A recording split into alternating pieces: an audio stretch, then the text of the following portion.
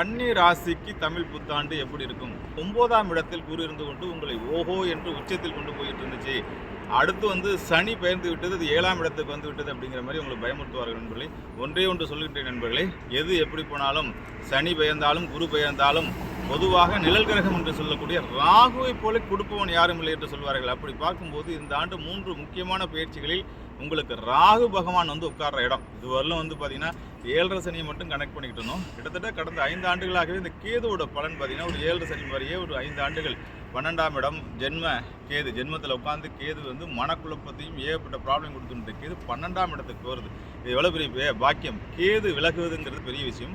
அதே மாதிரி ரோக ருத்ரஸ்தானம் எதிரி ஸ்தானம் என்று சொல்பவர்கள். அப்படி இருக்கிற இடத்துல பார்த்தீங்கன்னா ராகு போது கண்ணியை தொட்டவன் கெட்டான் என்று சொல்வார்கள். எதிரிகள் எல்லாம் மலிந்து மண்ணோடு மண்ணாக போகக்கூடிய ஒரு அற்புதமான அமைப்பு ராகு திசை. இதுவரையிலும் 6ஆம் இடத்திலிருந்து உங்களுக்கு கர்ணனுக்கு கவச குண்டலம் இருந்தது போன்று உங்களை காத்து கொண்டிருந்த சனி பகவான் சற்று விலகி 7ஆம் இடத்துக்கு இருந்தாலும் அந்த பொறுப்பை அதை விட 10 மடங்கு எடுக்கிறார் ராகு. ஆகவே நண்பர்களே, கன்னிராசி நண்பர்களாம் பிஸ்னஸ், தொழில், கடன் எல்லாத்தையும் அடித்து தூள் கிளப்ப போகிறீங்க.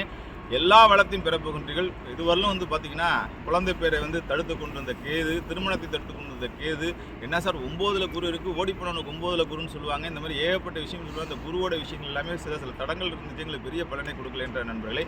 பொன்னவன் நல்லவன் அந்த மாதிரி பார்த்தீங்கன்னா குருவோட திசை அமைப்பு இருக்குது அப்படிங்கிற மாதிரி சூழ்நிலைகள் இருந்தாலும் இந்த வருடம் பிறக்கும் போதே குரு பயிற்சி தமிழ் வருட பிறப்பு பிறக்கும் போதே பொன்னவனுடைய குரு பார்வை இருக்கின்றது, சுக்கிரனுடைய பார்வை இருக்கின்றது, செவ்வாய் உங்களுக்கு செவ்வாய் பார்த்தீங்கன்னா லாபஸ்தானத்தில் போய் உட்காந்துருக்கு.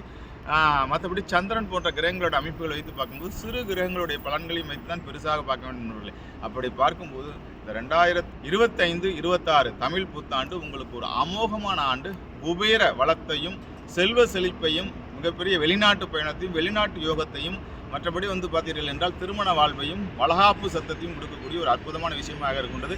கன்னிராசி நண்பர்கள் எந்த பற்றியும் பயப்படாமல் 2026 உங்களுடைய வெற்றிகரமான ஆண்டாக அமையும் என்பதை சொல்லிக்கொண்டு இந்த ஜெர்மனியிலிருந்து உங்களை வாழ்த்துகின்ற நண்பர்களே. இதை பார்த்து கொண்டிருக்கும் கன்னிராசி நண்பர்களெல்லாம் தைரியமாக, சந்தோஷமாக, ஆனந்தமாக அடுத்தடுத்த நிலவரங்க 6ஆம் இடத்து ராகு உங்களை உபேரனாகவும் ராஜபோக வாழ்க்கையும் திடீர் அசத்து கொடுக்கக்கூடிய ஒரு வாழ்க்கையாக